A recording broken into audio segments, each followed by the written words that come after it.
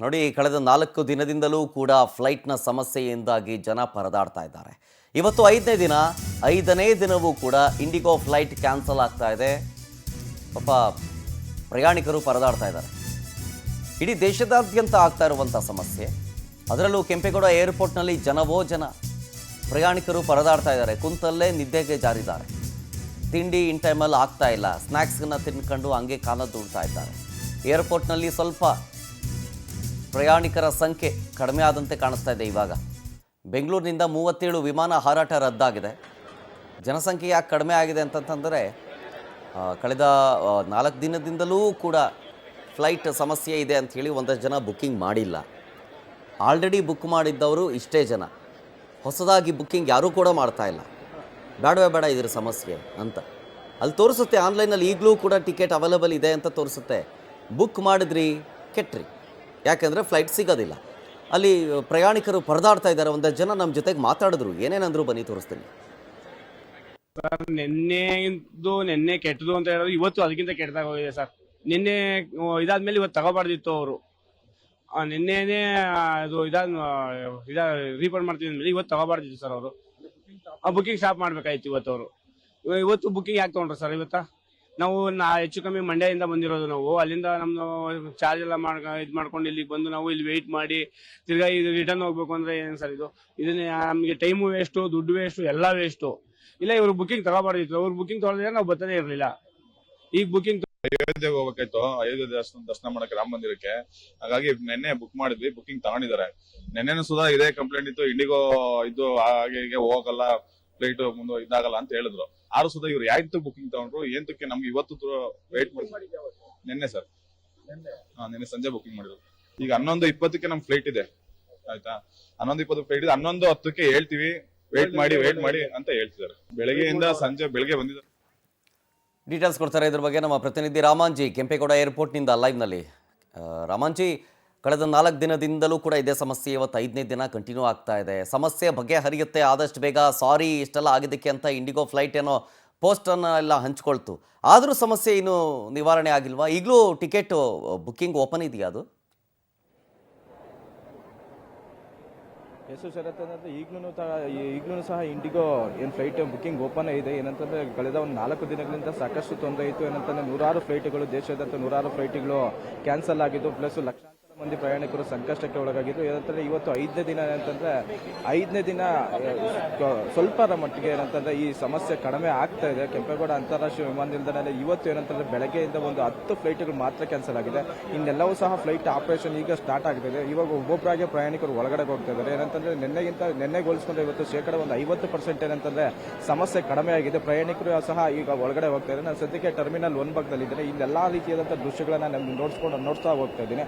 ನಿನ್ನೆ ಏನಂತಂದ್ರೆ ಇದೇ ಕೆಂಪೇಗೌಡ ಅಂತಾರಾಷ್ಟ್ರೀಯ ವಿಮಾನ ಟರ್ಮಿನಲ್ 1ರಲ್ಲಿ ಏನಂದ್ರೆ ಈ ಇಂಡಿಗೋ ಡಸ್ಟ್ ನಲ್ಲಿ ಅಂತಂದ್ರೆ ಈ ಎಲ್ಲಾನು ಸಹ ತುಂಬಿ ತುಳುಕ್ತಾ ಇತ್ತು. ಏನಂತ ಮಾಹಿತಿಗೋಸ್ಕರ 4 ರಿಂದ 5 ಅವರು ಕಾಯ್ಬೇಕಂತ ಪರಿಸ್ಥಿತಿ ಇತ್ತು.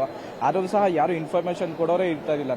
ಇವತ್ತೇನಂತಂದ್ರೆ ಒಂದ್ ಕಡೆ BLR ಸಿಬ್ಬಂದಿ ಒಂದ್ ಕಡೆ ಮಾಹಿತಿ ಕೊಡ್ತಾ ಇದ್ದಾರೆ. ಇನ್ನೊಂದ್ ಕಡೆ ಇಂಡಿಗೋ ಸಂಸ್ಥೆಯವರು ಸಹ ಈ ದೃಶ್ಯದಲ್ಲಿ ನೋಡಬಹುದು. ಇಲ್ಲಂದ್ರೆ ಇವರು ಇಂಡಿಗೋ ಸಂಸ್ಥೆಯ ಸಿಬ್ಬಂದಿ ಇವರು ಸಹ ಏನಂತಂದ್ರೆ ಪ್ರಯಾಣಿಕರಿಗೆ ಮಾಹಿತಿ ಕೊಡ್ತಾ ಇದ್ದಾರೆ. ತಮ್ಮ ಏನಂತಂದ್ರೆ ಸ್ಟೇಟಸ್ ಹೇಳ್ತಾ ಇದ್ದಾರೆ.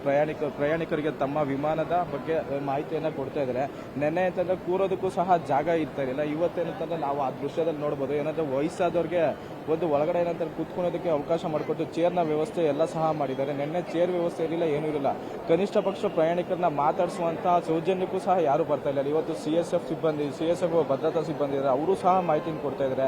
ಇನ್ನೊಂದ್ ಕಡೆ ಇಂಡಿಗೋ ಸಂಸ್ಥೆ ಅವರು ಸಹ ಮಾಹಿತಿ ಕೊಡ್ತಾರೆ. ಇನ್ನೊಂದ್ ಕಡೆ BLR ಸಿಬ್ಬಂದಿ ಇದ್ದಾರೆ, ಅವರು ಸಹ ಮಾಹಿತಿ ಕೊಡ್ತಾ ಇದ್ದಾರೆ. ಇನ್ನು ಒಬ್ಬೊಬ್ಬರಾಗೆ ಏನಂತಾರೆ ಈ ದೃಶ್ಯ ಎಲ್ಲನೂ ಸಹ ಏನಂತಾರೆ ಪ್ರಯಾಣಿಕರು ಸರದಿ ಸಾಲಿನಲ್ಲಿ ನಿಂತು ನೆನ್ನೆ ಇನ್ಫಾರ್ಮೇಶನ್ ಪಡಿತಾ ಇದ್ದಾರೆ. ಇವತ್ತು ಒಬ್ಬೊಬ್ಬರಾಗೆ ಟರ್ಮಿನಲ್ ಒಳಭಾಗದಲ್ಲಿ ಹೋಗಿ ಏನಂತಂದ್ರೆ ಅವರವರ ಫ್ಲೈಟ್ಗೆ ಹತ್ತುವಂತ ಕೆಲಸಕ್ಕೆ ಮುಂದಾಗ್ತಾ ಇದ್ದಾರೆ. ಏನಂತಂದ್ರೆ ಇವತ್ತು ಬೆಳಗ್ಗೆಯಿಂದ ಕೇವಲ 10 ಫ್ಲೈಟ್ಗಳು ಕ್ಯಾನ್ಸಲ್ ಆಗಿದ್ದಾವೆ. ಇನ್ನೆಲ್ಲಾನು ಫ್ಲೈಟ್ಗಳು ಏನಂತಂದ್ರೆ ಆಪರೇಷನ್ ಸ್ಟಾರ್ಟ್ ಆಗಿದೆ.